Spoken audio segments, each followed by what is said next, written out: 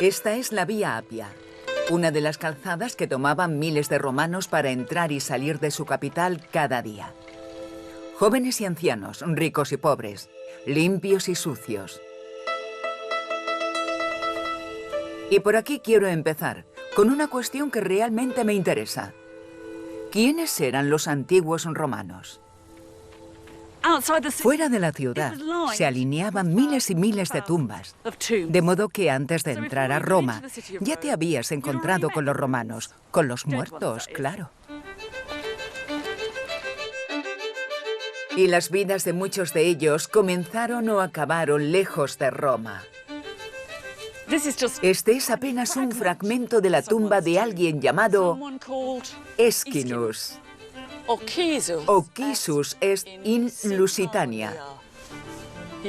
Fue asesinado en Hispania. Esta dama era Usia Prima, sacerdotisa de la diosa egipcia Isis. Y ahí está su sonajero sagrado. Parece que te está mirando. Me entran ganas de decirle, encantada prima. Procedían de todas las condiciones sociales y de todos los rincones del imperio, y muchos de ellos habían sido esclavos. No son el tipo de personas en que solemos pensar cuando pensamos en romanos.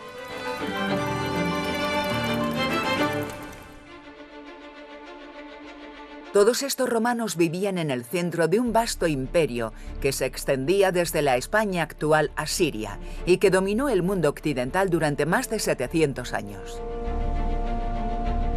Nos guste o no, la antigua Roma sigue presente en nuestras carreteras, leyes y arquitectura. Seguimos recreándola en el cine y en la ficción, y cada año miles de nosotros venimos hasta aquí para ver de cerca sus monumentos e imaginar a los emperadores, a los ejércitos, a los gladiadores y, seamos honestos, también la sangre. Pero escondido por toda la ciudad moderna, en sus paredes, detrás de las fachadas e incluso en sus calles, hay algo mucho más difícil de encontrar, pero igual de cautivador. Las voces olvidadas de la gente corriente siguen ahí si sabemos dónde buscar. Calidius Eroticus significa señor sexo caliente. Este es un ménage à trois romano. Esto no fue solo un atraco, sino un asesinato en masa. Los romanos no solo grababan sus nombres y fechas en sus lápidas, no querían ser olvidados, así que dejaron sus pensamientos, sus logros e incluso la historia de sus vidas cinceladas en piedra. Una excepcional crónica de la vida de los romanos. He pasado casi toda mi vida con los antiguos romanos, pero no solo con los más grandes. Los emperadores, los políticos, los generales, los más distinguidos. Las personas que más me ha gustado conocer han sido las ordinarias, quienes tenían su propio papel en la historia de esta ciudad. Y lo que más me impacta es que aún podemos tener una conversación con ellas, incluso 2000 años después. En esta serie les daré voz nuevamente para reconstruir una historia muy diferente de la vida en la antigua Roma. Cruzaré las puertas de sus hogares para conocer familias ordinarias romanas cuyas vidas y posesiones pueden reflejar las nuestras de un modo sorprendente. Esto es un poco especial. No es una simple Barbie, sino la emperatriz Barbie. Bajaré a las calles donde la sociedad, la delincuencia, el sexo y el humor en su vida cotidiana nos muestra cómo era vivir en una antigua ciudad de 1 millón de personas. Los baños, el vino y el sexo, decía, arruinan el cuerpo.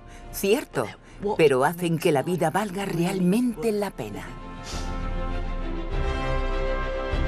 Pero empezaré contando la verdadera historia de la Roma imperial, mirando más allá de la violencia y el espectáculo para hallar una ciudad global que buscó talento y tesoros en remotos rincones de la tierra. Un lugar donde todo y todos venían de otra parte.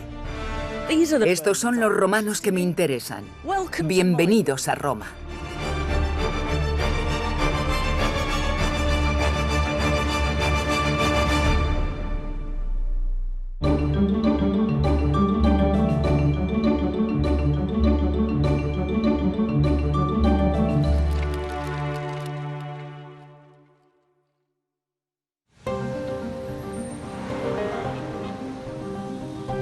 Cuando llegabas a Roma en su apogeo imperial hace 2000 años, te encontrabas en una nueva clase de ciudad.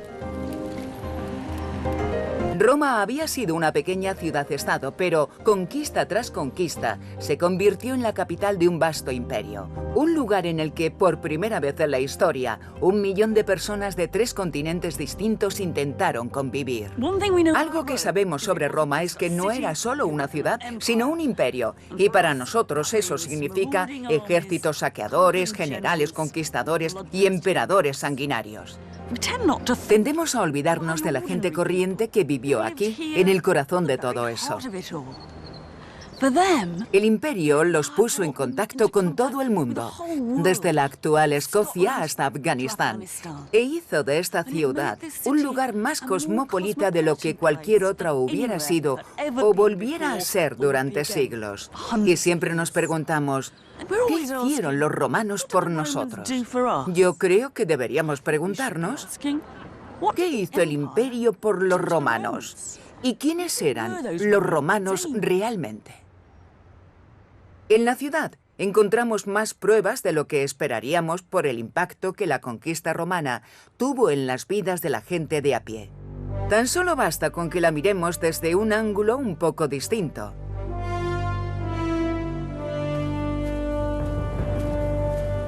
Uno de los monumentos más famosos del foro celebra el momento en que un ejército conquistador volvió a casa. En el 71 después de Cristo, la ciudad detuvo su actividad el día del regreso triunfal del emperador Vespasiano y su hijo Tito, que habían acabado con una rebelión en Judea. Aquí tenemos el triunfante general Tito recorriendo las calles de Roma con su cuadriga para celebrar su victoria. Y en el otro lado, tenemos el botín que se trajo a casa con él. Tito había aniquilado la rebelión, y aquí podemos ver el botín que trajo del templo de Jerusalén. Fue un gran despliegue, pero lo que yo pretendo es intentar socavar un poco esa pomposidad y preguntarme cómo viviría eso el pueblo, los romanos ordinarios que vinieron a verlo, los que salieron de sus viviendas y vinieron a ver el espectáculo. Un triunfo como este pudo ser la primera visión del pueblo romano de todas las cosas que los ejércitos traerían al regresar tras sus lejanas victorias. Los botines, los mapas del territorio conquistado, las maquetas de los combates, hasta los árboles los desarraigaban y se los traían a Roma. ¿Cómo reaccionaría la gente? Algunos se quedarían sin aliento y otros abuchearían a los cautivos, o tal vez sus mentes estaban en otra parte. Un poeta romano recomienda los desfiles triunfales como lugar para ligar con las chicas. ¿Cómo se hacía? Pues según él, veías el desfile, dabas un codacito y decías, creo que eso de ahí es el Éufrates y eso de allá es el Tigris. No hacía falta saber nada, solo había que sonar convincente y acababas haciendo tu propia conquista. Resulta cómico, pero también refleja la forma en que las vidas romanas podían cambiar por el botín obtenido por el imperio. Esas chicas ya no solo verían aquello como algo bastante extraño, sino también emocionante. Pero, ¿qué trajeron los ejércitos romanos del imperio? La importación que causó el mayor impacto fue una en la que no solemos pensar, la de seres humanos. Son personas olvidadas, pero si nos tomamos el tiempo para escuchar, todavía podemos oír las voces de algunos de los millones que siguieron a los ejércitos romanos en la ciudad por todo tipo de razones. Esto es para mi hermano, Javibiano de Palmira. Soy Germanus, arriero de Regulus. Esto es para Diocles, campeón de carreras de cuadrigas de Hispania. Aquí tenemos a una joven esclava de 17 años, Frine, esclava de Tertula, africana, natural de África. Esta la erigió un soldado para su esposa Carnuntila, nacida cerca de Viena, en la antigua Panonia. Lo extraño es que Carnuntila en realidad no es un nombre real. Viene del nombre de una ciudad de Panonia, Carnuntum, y significa más o menos mi chica de Carnuntum. Así que supongo que quizás la compró como esclava, la liberó, se la trajo a Roma y se casó con ella. Pero por desgracia, su chica de Carnuntum murió con apenas 19 años. Conmovedoras historias como esta nos esperan en todos los rincones de la ciudad y nos recuerdan los distintos modos de cómo podías nacer en el extranjero y acabar en Roma. Pero nos cuentan algo más. Estas personas no solo fueron traídas para servir a los romanos, se estaban convirtiendo en romanos. Una de las tumbas de la Vía Apia nos muestra otra cara de la historia del arco de Tito. Es una lápida de 3 hombres. Uno llamado Barica, otro llamado Sabda y otro llamado Akiva. Son típicos nombres judíos. Entonces la pregunta es, ¿cuál es la historia de Barica, Zabda y Akiva? ¿Cómo acabaron aquí? Si comenzaron sus vidas en Judea, ¿cómo terminaron como ciudadanos romanos en Roma? Es más sorprendente de lo que pensamos. A juzgar por las letras y cómo están escritas en esta piedra, fueron talladas en el siglo I después de Cristo. Y sabiendo eso, podemos sumar 2 más 2. Estoy casi segura de que estos 3 hombres participaron en la rebelión judía contra los romanos a finales de los 60 después de Cristo. Estos hombres entraron en Roma con el ejército de Tito como prisioneros de guerra. Debió de parecerles el peor momento de sus vidas al ser abucheados, citados, con la gente tirándoles cosas. Pero quizá lo peor estaba por venir. Fueron subastados como esclavos y adquiridos por un hombre llamado Lucius Valerius. ¿Cómo sería su vida como esclavos? No lo sabemos, pero él los liberó y se convirtieron en nuevos ciudadanos romanos. Con su nombre, Lucius Valerius, pero con sus nombres judíos todavía reivindicando su identidad judía. Esta es una de las maneras en que funcionaba la conquista romana. Traía esclavos, pero también finalmente traía nuevos ciudadanos romanos.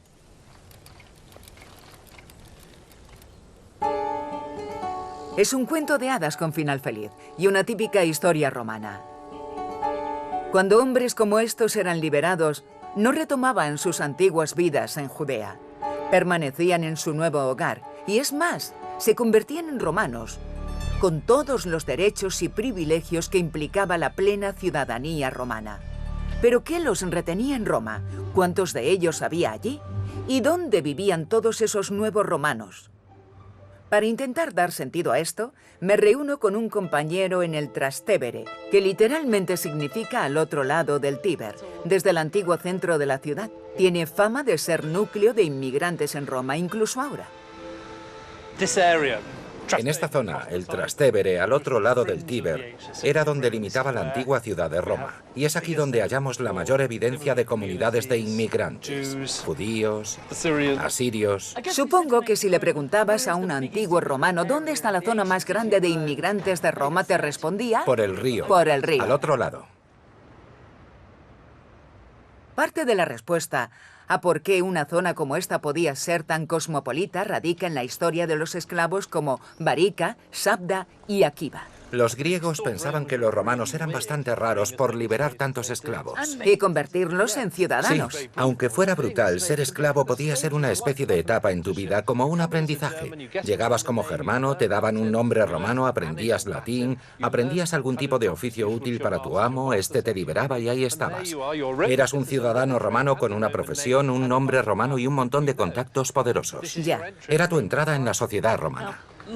Ahora, si multiplicamos eso por los cientos o miles de esclavos que eran liberados, vemos que la naturaleza étnica de las personas que se consideraban ciudadanas de Roma estaba cambiando muy deprisa. Ser romano era una especie de vocación, un movimiento que atraía a otras personas. Esta fue una idea completamente nueva y en muchos sentidos el secreto del éxito del imperio. La palabra romano ya no hacía referencia a la ciudad de donde provenías, sino a algo que podías llegar a ser. Casi todo el mundo en Roma era descendiente de alguien que provenía del exterior, y no solo ex-esclavos. Eran personas que trabajaban en los muelles, constructores, prostitutas, campesinos, que habían venido a Roma porque creían que aquí podían comer lo que no podían comer en su tierra. Así que era una gran y caótica mezcla de gente que llegaba sin conocer a nadie. Tomaban rumbo hacia lo desconocido, hacia un lugar donde nada garantizaba tu supervivencia. Y curiosamente esa era una de las razones por las que Roma dejaba entrar a estas personas. Cualquier ciudad del tamaño de Roma necesitaba inmigración porque el número de fallecidos superaba con creces al número de nacidos. Roma era una ciudad malárica en la antigüedad, así que los que llegaban aquí no gozaban de inmunidad alguna. Cogían la enfermedad y en unos años habían muerto. Así que para que Roma mantuviera su tamaño necesitaba más población constantemente. Roma se tragaba a la gente. Era una ciudad que consumía personas y las escupía muertas. Quizá deberíamos dejar de pensar en los romanos como una nación o raza superior que conquistó el mundo, y en su lugar pensar en una Babel de personas desarraigadas y amontonadas muy lejos de su tierra, y con la esperanza de un futuro mejor, porque para los extranjeros Roma no era todo pesimismo. Supongo que a veces la gente venía a Roma buscando su suerte. Este es un epitafio escrito en griego, de un hombre de quien se dice que siempre estaba riendo, que siempre tenía una broma y que tenía talento para la música. Puede que formara parte de alguna banda, ¿no? Pero lo que esta piedra sí nos indica es que llegó a tierras itálicas, ex-asiaes, desde Asia, la Turquía actual. Indica que murió aquí cuando era joven y termina diciendo «toi noma Menófolos», en griego. Menófolos era su nombre. Bueno, puede que Roma consumiera personas y que fuera un sitio peligroso, un lugar sucio y plagado de enfermedades. Pero supongo que a un hombre como Menófolos las calles le parecían pavimentadas en oro.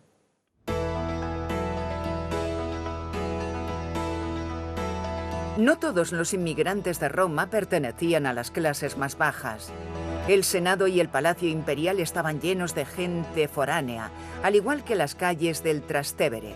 Roma era internacional desde la base hasta su cima misma.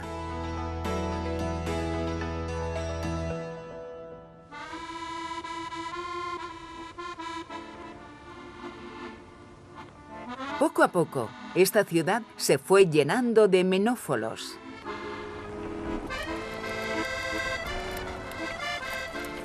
Con la llegada de gente nueva, la población de Roma se duplicó y volvió a duplicarse hasta superar el 1.000.000. Ningún lugar fue más poblado en Europa hasta en Londres de la época victoriana.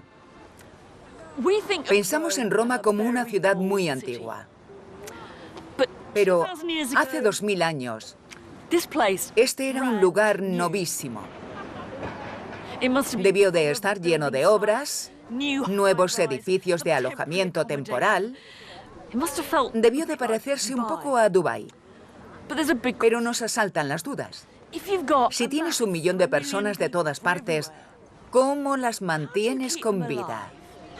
¿Cómo las alimentas? ¿Cómo mantienes ese vasto espectáculo multicultural en marcha? Alimentar a 1 millón de personas supuso todo un reto sin precedentes. En el centro de la ciudad moderna se halla un lugar que nos da una idea del colosal consumo en la antigua Roma.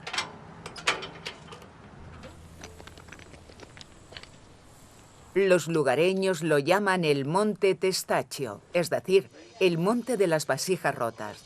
Yo lo considero uno de los sitios arqueológicos más extraordinarios a nivel mundial. Phew. Made it. Lo conseguí. Esto es absolutely absolutamente extraordinario.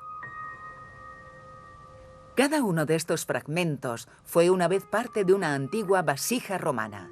What is amazing about Lo más increíble de esto es que podemos comprobar que sí que es un monte de vasijas rotas. no earth. No hay tierra mezclada con otras cosas. So you see how Así que vemos de una manera bastante clara que estos fragmentos de cerámica han sido apilados. Es una montaña, no un montón. mountain, not a heap. Es una auténtica colina, pero no hay nada natural en ella.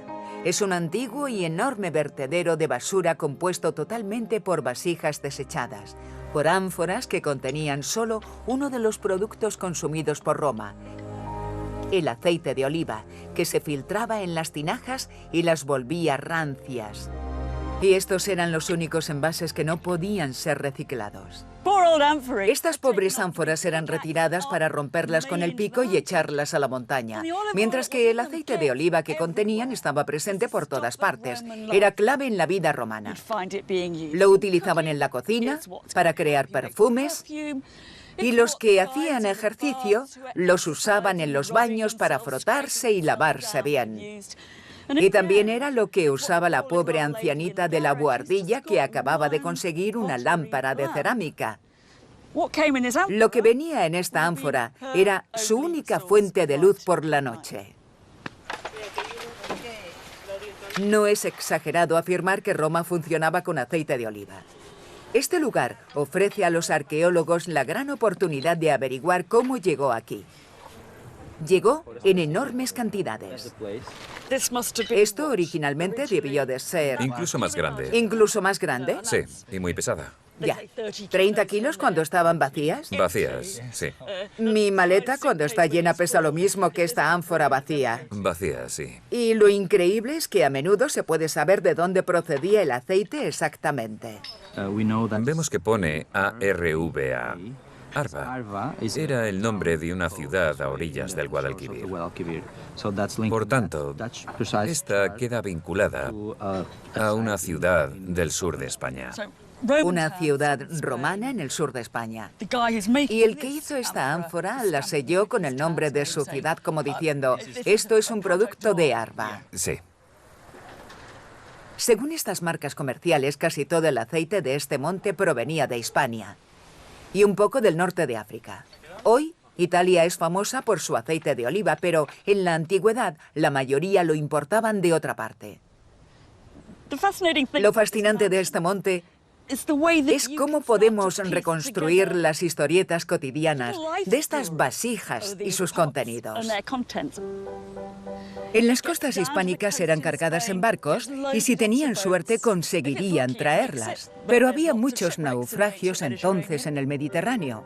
Llegaban a la costa, las descargaban, las colocaban en barcazas, las llevaban Tíber arriba hasta la misma ciudad de Roma, las volvían a descargar, las colocaban en almacenes, vertían su contenido en pequeños recipientes y las ánforas terminaban aquí. It might not look it at first Aunque no lo sight. parezca a simple vista, este es uno de los monumentos más impresionantes de Roma como ciudad imperialista consumidora que traía los alimentos que necesitaba a través del Mediterráneo. Y no solo aceite de oliva. Tras un corto viaje por el río Tíber, llegabas al puerto de Ostia.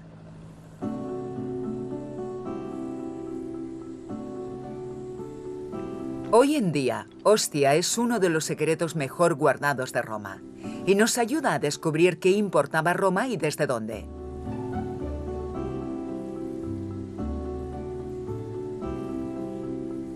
Martin Millet ha estado excavando cerca de aquí y juntos nos vamos a explorar una plaza fascinante junto al teatro a la que llamamos la Plaza de las Corporaciones. Okay. Bueno, Martin, aquí es donde hago mis tareas domésticas. Nunca lo olvidaré. Si barremos las agujas de pino, hallamos mosaicos por todas partes, anunciando corporaciones que importan productos del extranjero. Stupatores res. Cordeles. Cordeles. Cordeles. Esta es la organización de los comerciantes de pieles. Sí. La Naviculariorum Lignariorum. Estos eran comerciantes de madera. Entonces, hasta ahora tenemos... Cuerda, pieles y madera. Encontramos por lo menos 50 de estos mosaicos. La mayoría de ellos nos indican tanto un lugar como un producto y nos llevan a una conclusión. Roma estaba siendo suministrada desde todos los rincones del Mediterráneo. La península itálica no era lo bastante grande para sustentar a la ciudad de Roma. Era una ciudad que demandaba recursos de todas partes. Esta fue una gran novedad en la historia occidental. Roma se había convertido en lo que ahora llamamos una ciudad consumidora a gran escala. Estos no eran productos de lujo, sino de primera necesidad: madera, cuero, aceite, vino y principalmente grano.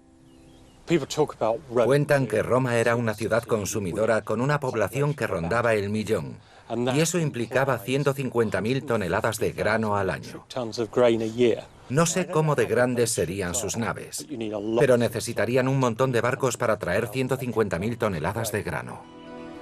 A medida que la ciudad crecía, las actuales tierras de Sicilia, Libia y después Egipto se dedicarían a producir trigo para el pueblo de Roma. Cuando los barcos de grano llegaban a la península itálica, se corría la voz en Roma. La comida había llegado. Esto era algo que el imperio hacía por Roma, mantenerla viva. Pero hacía más que eso. Prestemos atención a la vida en esa ciudad consumidora. ¿Quiénes fueron los ganadores y quiénes los perdedores? Un aspecto muy interesante es cómo utilizaban este grano importado. Y eso nos lleva a pensar en el pan. No solo en comerlo, sino en hacerlo. Soy la segunda al mando aquí. Así. Vale. Sí. Confíen en mí para amasarlo. 200.000 ciudadanos romanos que vivían en la ciudad de Roma recibían cada mes el llamado subsidio de grano, una ración gratuita que oscilaba entre los 35 y 40 kilos de grano, y que bastaba para hacer pan durante un mes para 2 personas. Este era un extraordinario privilegio de los ciudadanos de Roma. 200.000 de ellos recibían raciones gratuitas del Estado. Pero ¿cómo funcionaba? Muchos de ellos residían en viviendas de una sola habitación sin cocina, así que dependían del panadero para convertir sus 40 kilos en algo comestible. ¿Vas a probarlo? Sí. Probémoslo. Está bien. No está mal para un primer intento. No está mal. Además, es la maravillosa comida del pueblo. Esto es partir y compartir el pan. Ni siquiera te hace falta un cuchillo de pan para comértelo. Bueno, deberíamos desechar la idea de que esto era una especie de protoestado del bienestar. Claro que algunos pobres se beneficiarían del grano. Pero la caridad no era una prioridad para el emperador a la hora de invertir todo ese tiempo y dinero en distribuir este grano. A él le preocupaba la idea de que un pueblo hambriento era un pueblo descontento, y un pueblo descontento era peligroso. El grano no se distribuía a los más pobres de Roma, sino que era solo para ciudadanos romanos. Tenías que ser un ciudadano para poder recibir ese grano, y eso convertía en una gran ventaja ser un pleno ciudadano romano. En cierto modo, esto nos revela que ser ciudadano romano era un privilegio al que los extranjeros podían aspirar, y ventajas como el subsidio de grano ayudan a entender por qué la gente quería ser romana. Pero también observamos que todas estas cosas, el imperio, las importaciones, los nuevos ciudadanos, formaban parte del ciclo. Cuanto más crecía Roma, más consumía y más tenía que crecer el imperio para sustentarla. Entonces, ¿cómo cambió este consumo masivo la vida en Roma? Pues bien, este fue uno de los mejores momentos de la historia para ser panadero. Y es un panadero quien dejó uno de los monumentos más extraños de Roma, ahora escondido bajo una de las puertas de la ciudad. Es el mausoleo de un hombre llamado Marcus Vergilius Eurísaques. Había sido casi con certeza esclavo y era panadero y contratista. Debió de ganar muchísimo dinero con su trabajo, si no, no hubiera podido permitirse una tumba como esta.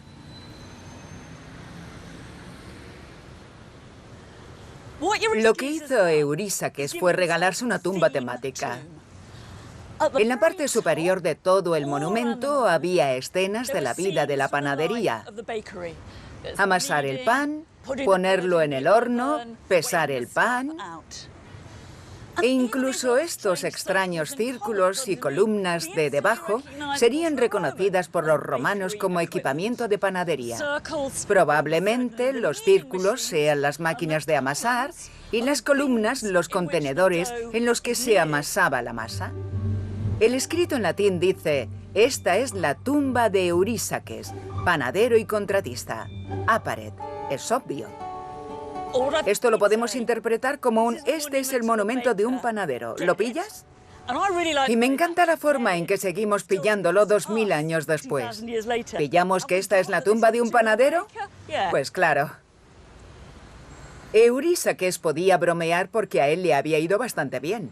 Su nombre suena a griego, por lo que es probable que viniera del extranjero y acabara siendo de esa clase de personas que se hacían ricas con las ganancias del imperio. Siento una tremenda debilidad por Eurísaques, pero dudo que todos los romanos sintieran lo mismo. Supongo que cuando algún acaudalado romano de toda la vida pasara por esta tumba, pensaría que era un poco hortera, como pensaría yo si algún futbolista de la primera división diseñara su tumba en forma de bota de fútbol gigante. La broma de Eurísaques nos recuerda que el imperio tuvo un efecto directo en cómo la gente se ganaba la vida en Roma. Se estaba convirtiendo en una ciudad de profesionales urbanos. Una de las razones por las que la antigua Roma nos resulta todavía familiar es que la gente desempeñaba una amplia variedad de oficios como nosotros, pero no debemos olvidar que aunque parezca evidente, esta era una de las maneras en que Roma era radicalmente nueva y diferente.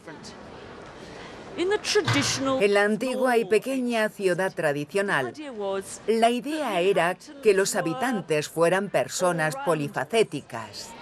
Los mismos hombres que combatían en las guerras, araban los campos y producían los alimentos de la ciudad.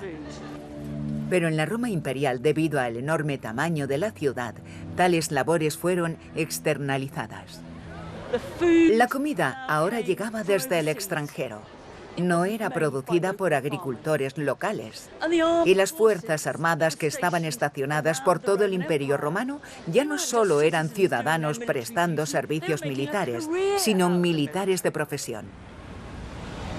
El imperio permitió, o más bien obligó a los romanos, a ganarse la vida especializándose. Podía ser comerciante de perlas, encargado de almacenes o incluso peluquero de los ricos y famosos.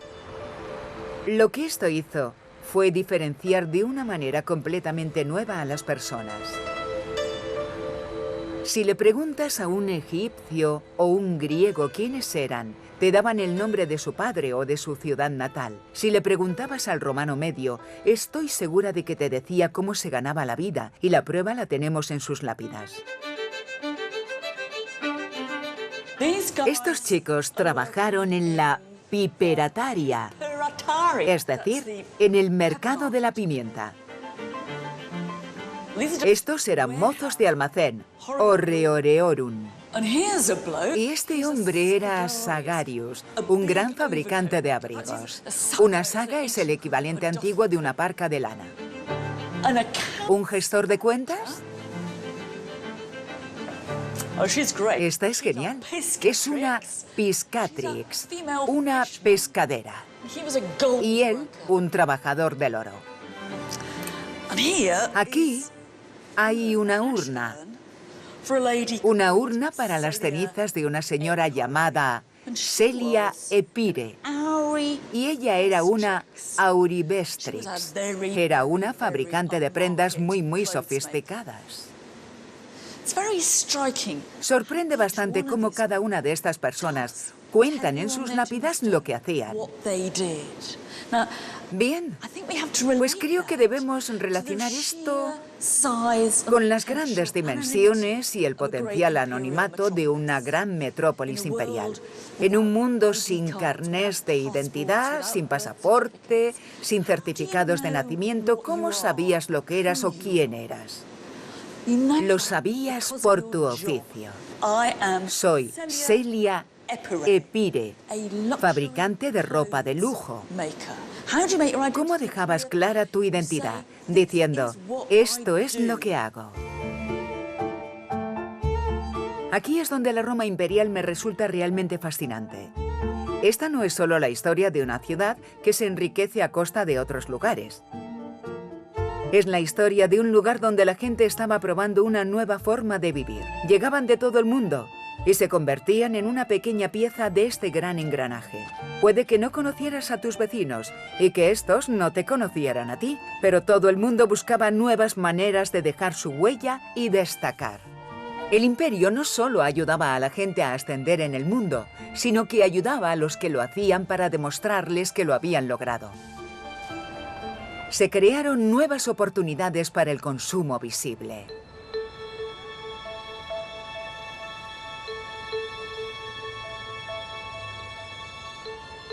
El imperio ofreció a la mayoría de gente de la Europa occidental su primera experiencia con la pimienta, los limones y las cerezas. Un desabrido romano se quejaba de que la cocina había pasado de ser una mera función a un gran arte. El imperio transformó la experiencia sensorial de la ciudad. Había nuevos olores, nuevos sabores, nuevos colores. Y en ningún sitio queda más claro que en las elaboradas pinturas con las que muchos romanos adinerados decoraron sus paredes. En Pompeya está la que quizás sea la pintura romana más famosa de todas. Una escena bastante extraña con lo que parece un falo y una mujer amamantando a una cabra. Pero serían los colores lo que habría asombrado a un antiguo visitante aparte de la atrevida temática.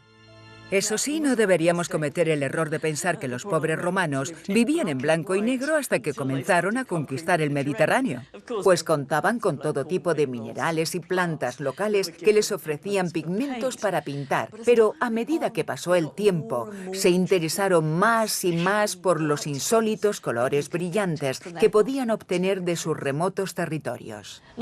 Bueno, esta de aquí es una de las mejores versiones que existen de auténtico color rojo, el vermellón hispano. Un rojo bonito y brillante.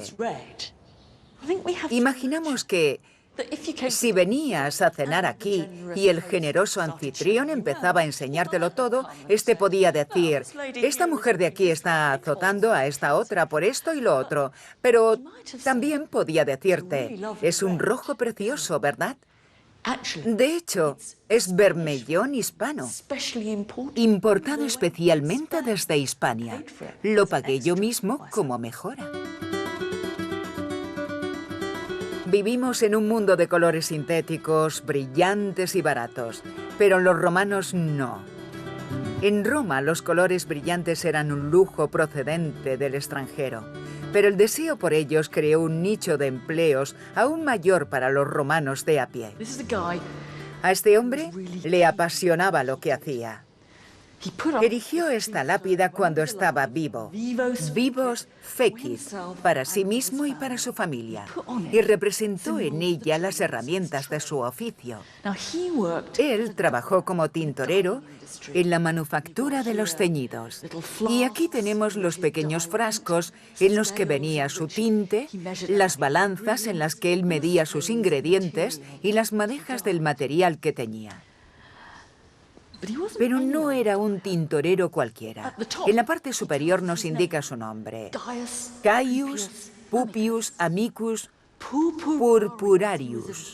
Era tintorero de púrpura. En Roma, el púrpura era especial.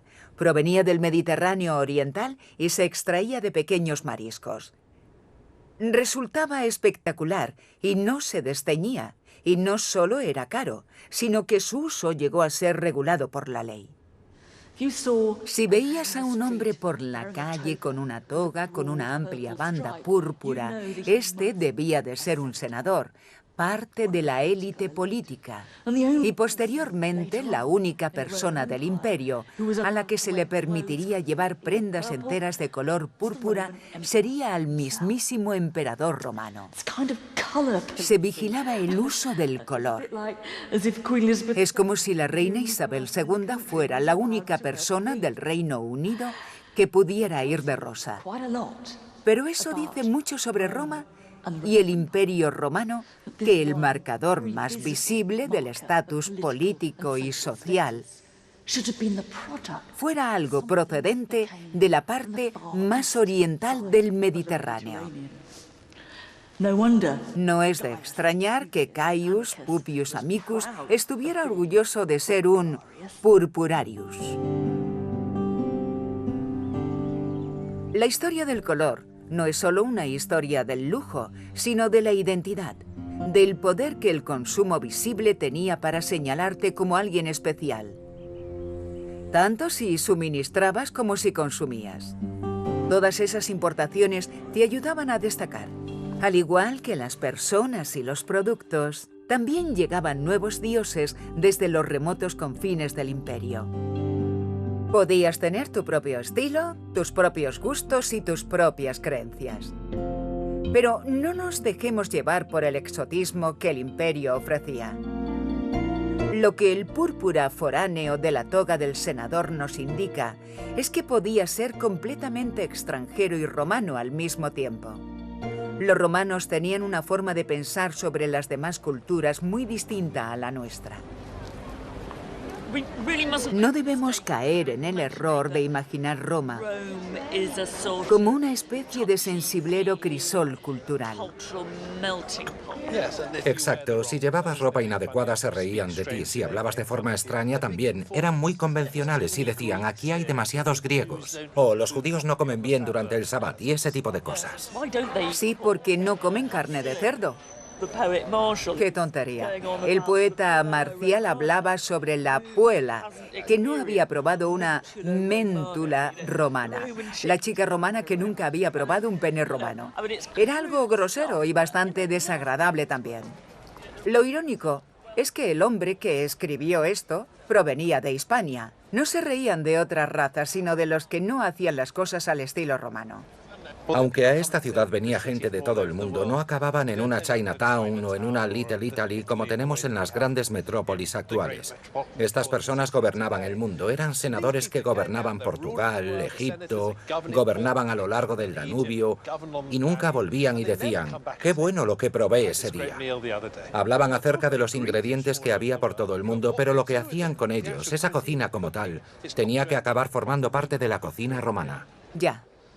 Tenían una ciudad que no se parecía a nada que hubiera existido antes. Contaba con una diversidad mucho mayor de gente, de costumbres, de lenguas, montones de ellas. Probablemente cientos de idiomas, al menos, se hablaban en la ciudad de Roma. Pero generalmente solo escribían en griego y en latín, ¿Sí? Y un poco en hebreo. Exacto. Estamos hablando de la ciudad más diversa, cultural, étnica y religiosa que había existido jamás. Pero su forma de multiculturalismo se diferencia bastante de la nuestra. Sí, había diversidad cultural, pero lo que no había era diversidad de culturas. Eso tiene una irónica lógica.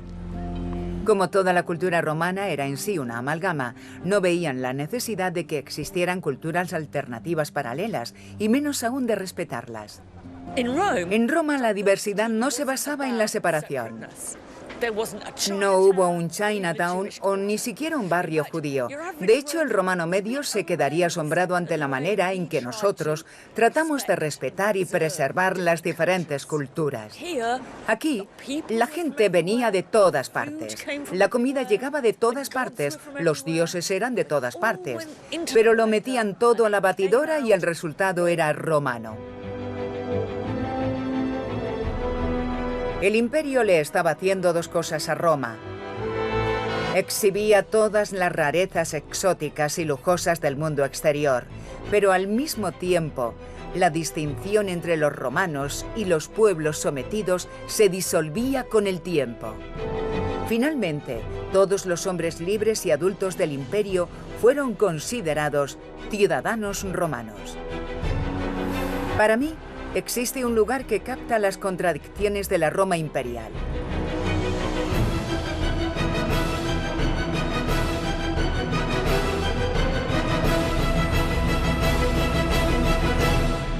Si el pueblo tenía un palacio aquí, ese era el Coliseo. Fue construido y financiado con los botines de la guerra judía como regalo al pueblo romano y de algo no cabe duda. Algunos tuvieron que subir un montón de escaleras.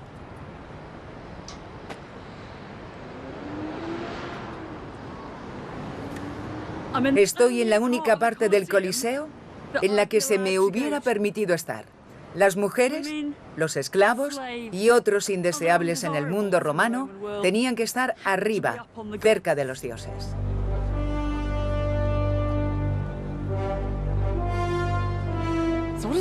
¿Y cómo se vería todo desde la perspectiva de los indeseables? Por un momento no pensemos en sangre y vísceras, aunque de eso hubiera mucho. Pensemos en términos imperiales. Lo que se exhibía ante ti era lo mejor y lo más grande que el imperio podía ofrecer.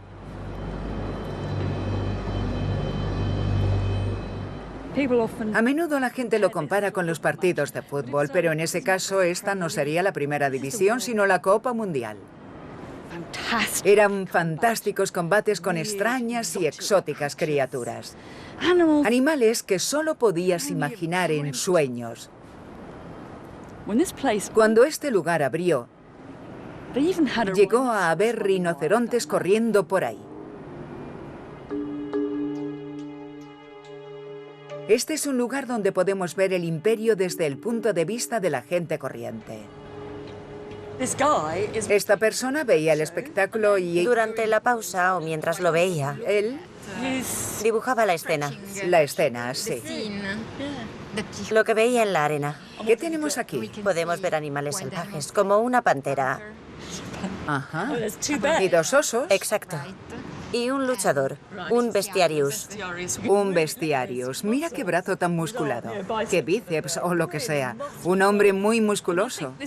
Esto es fantástico. Porque no solo nos muestra el punto de vista de un espectador, sino que también capta la sensación de estar aquí. Pero no estaba solo. A los romanos les encantaba dibujar a las bestias con que los asombraba el Coliseo. Ver por primera vez esos exóticos animales debió de ser impresionante. Y lo mismo ocurría con las otras estrellas del espectáculo, los gladiadores. Esta es una fantástica sorpresa para mí, porque es un casco de gladiador auténtico, el casco del gladiador fallecido de Pompeya. Pesa mucho, y cuando lo coges, ves que tiene una gran cresta y un busto de Hércules delante para asustar al adversario. No puedo ponérmelo, pero puedo hacerme una idea de cómo sería llevarlo puesto. Te das cuenta de que es muy pesado y que ofrece una visión muy reducida, porque todo queda algo difuso, tanto por la visera como por la rejilla protectora. No acabo de entender cómo sabías dónde estaba tu maldito adversario. Y por otra parte, nos resulta increíblemente raro. Y creo que en eso estarían de acuerdo los romanos. La conclusión sobre estos gladiadores es que no se vestían como militares romanos. No eran el tipo de combatientes que veías si ibas a luchar contra los bárbaros. Eran vestimentas exóticas, raras y estrafalarias, pensadas para simbolizar el misterioso mundo exterior y la violencia que podía haber en él. En cierto modo, creo que lo que tenemos aquí es una especie de disfraz. Creo que les daría la sensación de que la gente venía a ver los trajes además de verlos a ellos. ¿A dónde voy ahora? No veo bien. En fin. Cuando pienso en los combates de gladiadores, sé que algunos de ellos eran a muerte. Acababan muriendo, pero de manera cada vez más frecuente era un show, un espectáculo, un teatro. Para mí, se parecía más a la farsa de la lucha libre que a los verdaderos combates del boxeo.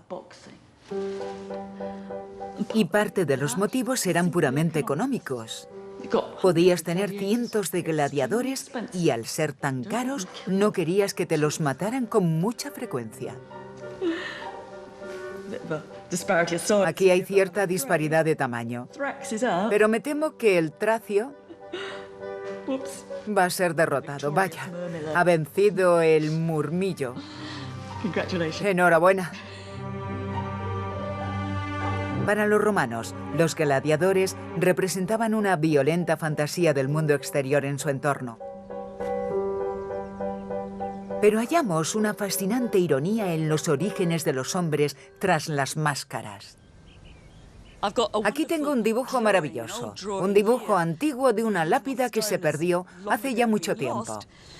Pertenecía a un hombre llamado Marcus Antonius Exocus, y nos decía que vino de Alejandría para luchar en algunos juegos de gladiadores organizados por el emperador Trajano.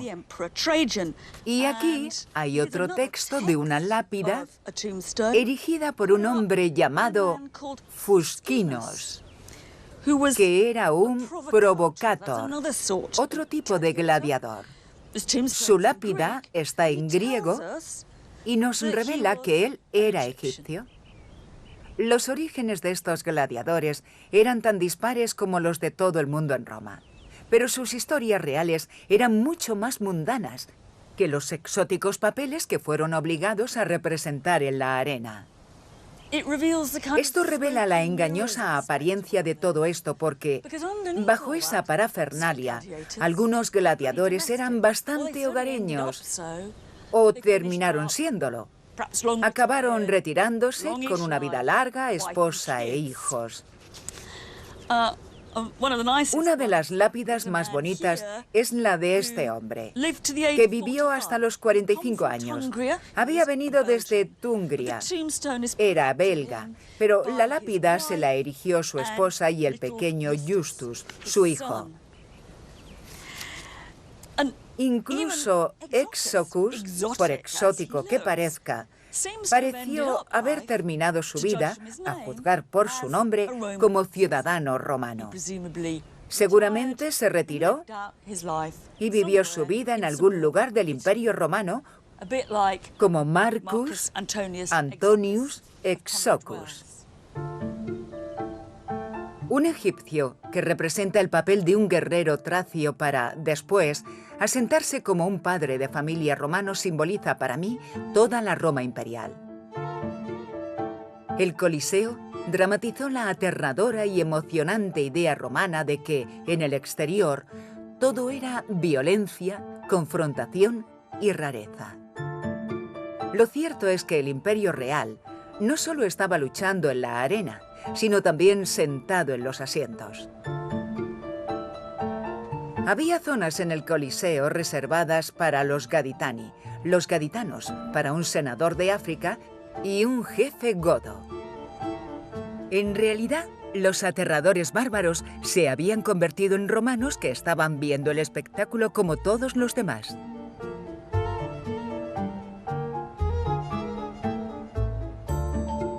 Entonces, ¿qué hacía el Coliseo? En apariencia mostraba al pueblo lo que obtenían del imperio, pero en un sentido más profundo les demostraba que encajaban en él. Si los que se mataban entre sí en la arena eran extranjeros estereotipados, eso implicaba que, si tú ibas a verlos, eras romano. Trataba de ordenarlo todo de un modo que tuviera sentido. La conclusión sobre el Coliseo es que era tanto un microcosmos de la ciudad de Roma como del Imperio Romano. Y nos ayuda a ver cómo los límites entre lo romano y lo extranjero eran cada vez más difusos. En Roma, por primera vez en la historia, asiáticos, africanos y europeos podían sentarse juntos como ciudadanos del mismo estado.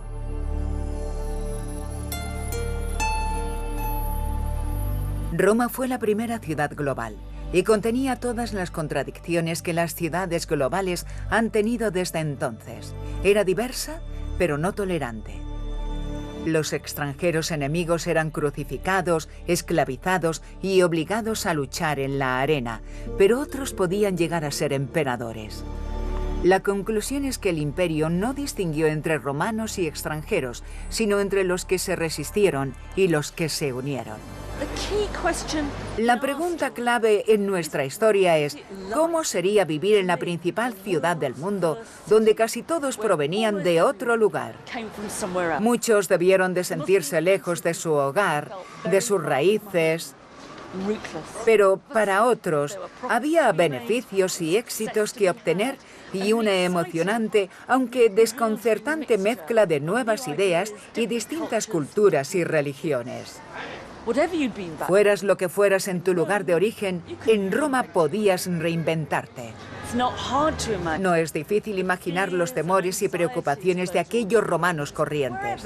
Fueran de donde fueran. ¿Cómo encajo yo aquí? ¿Quién sabe quién soy? ¿Quién me recordará cuando haya muerto? Tal vez a eso se debía su afán por escribir sus historias en sus lápidas. Nos están hablando deliberadamente a todos nosotros. Este hombre nos da conversación. Desconocido, dice. Hospes.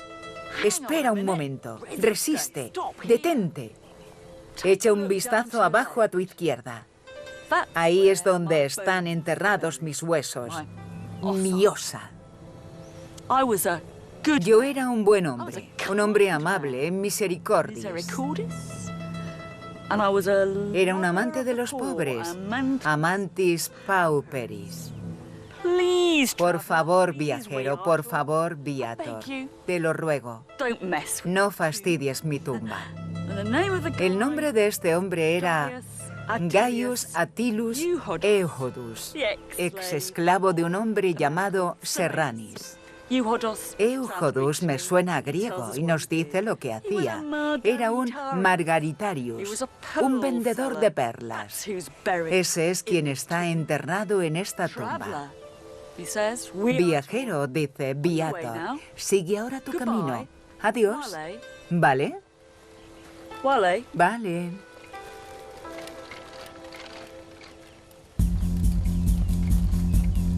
En el próximo episodio bajaré a las calles de la ciudad para explorar las casas de vecinos, los barrios con mayor delincuencia y la vida en los bares y en los baños. Y escucharemos algunas de las voces romanas más peculiares nacidas de la sencillez de la vida comunal de la ciudad. Así es como debemos imaginar la ciudad antigua, con todos defecando juntos. Túnicas arriba, togas arriba, pantalones abajo y una charla mientras.